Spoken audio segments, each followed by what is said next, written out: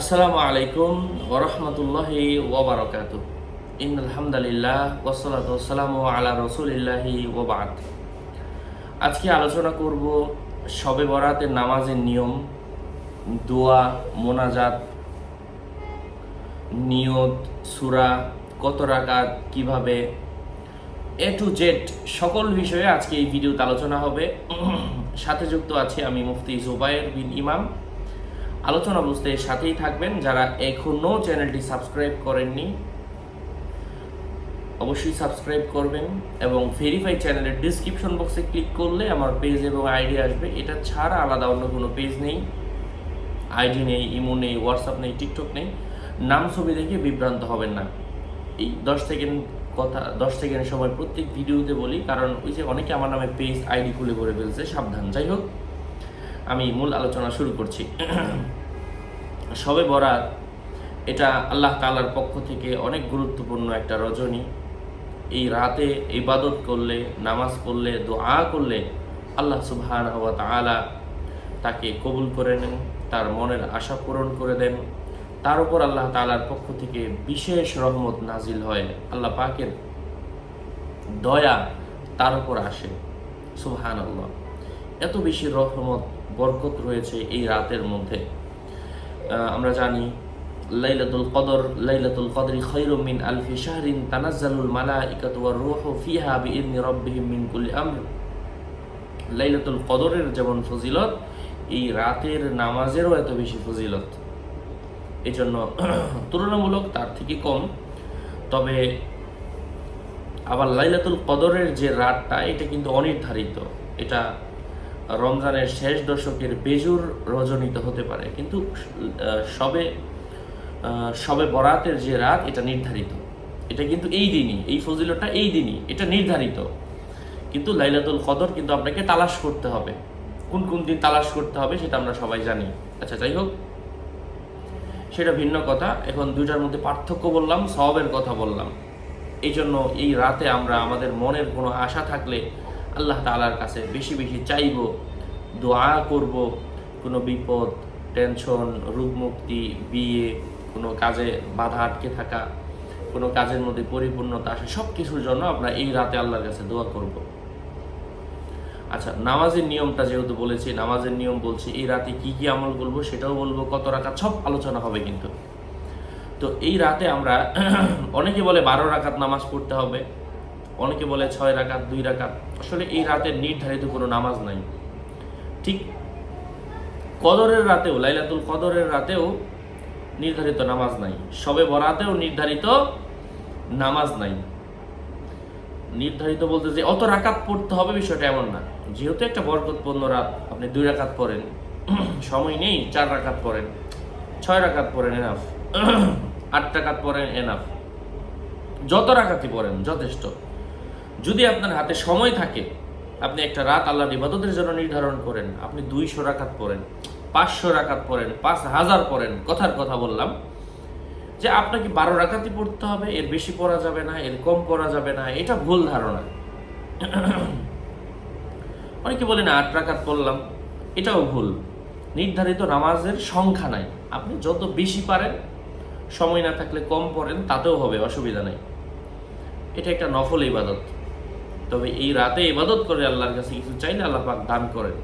হাদিসের মধ্যে এসেছে, হাজার হাজার উলামায়ে কেরাম বলছেন, সর্বস্বীকৃত একটা কথা। যাই হোক, আচ্ছা, নামাজের সংখ্যাটা বললাম। নামাজের নিয়ত কি হবে? নিয়ত হচ্ছে নফল নামাজের নিয়ত। আমি 2 রাকাত শবে বরাতে 2 রাকাত নফল নামাজের নিয়ত করলাম, আল্লাহু আকবার। এশার নামাজের পর থেকে শুরু করেন, ফজরের আগ পর্যন্ত এই শবে বরাতের নামাজটা আপনি পড়তে পারেন। আপনি কোন সূরা পড়বেন? আপনার যেই সূরা ইচ্ছা ওটাই পড়েন। 2 রাকাতে 2টা সূরা পড়বেন। তবে প্রথম রাকাতে যেই সূরাটা পড়বেন, ওই সূরাটা একটু বড় পড়বেন। দ্বিতীয় রাকাতে যেটা পড়বেন, দ্বিতীয় রাকাতেরটা একটু ছোট পড়বেন। এখন প্রশ্ন যে, হুজুর আমি তো 2টা সূরা পারি, আর পারি না। তাহলে প্রত্যেক নামাজের মধ্যে, প্রত্যেক রাকাতের মধ্যে এই 2টা সূরাই পড়তে থাকেন। অথবা 4টা সূরা পারি, সূরা ফাতিহা একটা, আরও আছে 3টা। তাহলে সূরা ফাতিহা তো প্রত্যেক রাকাতেই পড়তে হয়, আর সাথে প্রথম রাকাতে একটা সূরা মিলান, দ্বিতীয় রাকাতে একটা সূরা মিলান, আর দুই রাকাত করে আলাদা আলাদাভাবে আমরা নামাজটা পড়বো। মোনাজাত কখন ধরবো? মোনাজাত কি 2 রাকাত পরে পরেই ধরবো নাকি শেষে একবারে ধরবো? এটাও আপনার একান্ত ব্যক্তিগত ব্যাপার। আপনি 2 রাকাত পরে পরে প্রত্যেক রাকাতে মোনাজাত ধরতে পারেন, 8 রাকাত পরে ধরতে পারেন, 10 রাকাত পরে ধরতে পারেন, 20 রাকাত পরে ধরতে পারেন, অথবা প্রত্যেক নামাজ শেষ হলে আলাদা আলাদা মোনাজাত করতে পারেন, অথবা সব নামাজ যখন শেষ করলেন আপনি শেষে একবার মোনাজাত করলেন, তাতেও হবে। আর এই রাতে বেতেরের নামাজ কখন পড়ব? এই রাতে বেতেরের নামাজ আপনি শেষ রাতে যদি রোজা রাখার জন্য ওঠেন, আপনি বেতেরের নামাজ শেষ রাতে পড়ার চেষ্টা করেন। যদি ওঠার আশঙ্কা না থাকে যে আমি রোজা রাখবো না, তাহলে আপনি বেতেরের নামাজ এশার পরপরই পড়েন, কোনো অসুবিধা নাই। আর রোজা কয়টা রাখবো এটাও প্রশ্ন অনেকের। রোজা আপনি 1টা রাখেন, 2টা রাখেন, 3টা রাখেন, এটা নির্ধারিত কোনো সংখ্যা নাই। বললাম না এটা নফল, আপনার ইচ্ছা রোজা রাখবেন না, ওকে, রাখতে হবে না। নামাজ পড়লাম, রোজা রাখলাম না, হবে? হ্যাঁ, অবশ্যই হবে। সবে বরাতে কি রুটি হালুয়া খেতে হয়? না খেলে কি হয় না? এটাও ভুল। রুটি হালুয়া আপনি চাইলে খান, অথবা খেতেই হবে, না খেলে আপনি সব থেকে মাহরুম হয়ে যাবেন, এটা একেবারে ভুল ধারণা। এই যে আমি খাই না, বাসায় কেউ নাই বানানোর, তো খেলাম না, শেষ। যাই হোক, আল্লাহ পাক আমাদেরকে বোঝার তৌফিক দান করেন। এই হচ্ছে মূল নিয়মটা। হুজুর একটা সূরা একটা রাকাতে কতবার পড়ব? সূরা ইখলাস কতবার পড়ব? সূরা ফালাক কতবার পড়ব? সূরা নাস কতবার পড়ব? এটা অনেকের প্রশ্ন। তো এক্ষেত্রে আমার কথা হচ্ছে, আপনি এই সূরাগুলা পড়েন, 2বার করে পড়েন।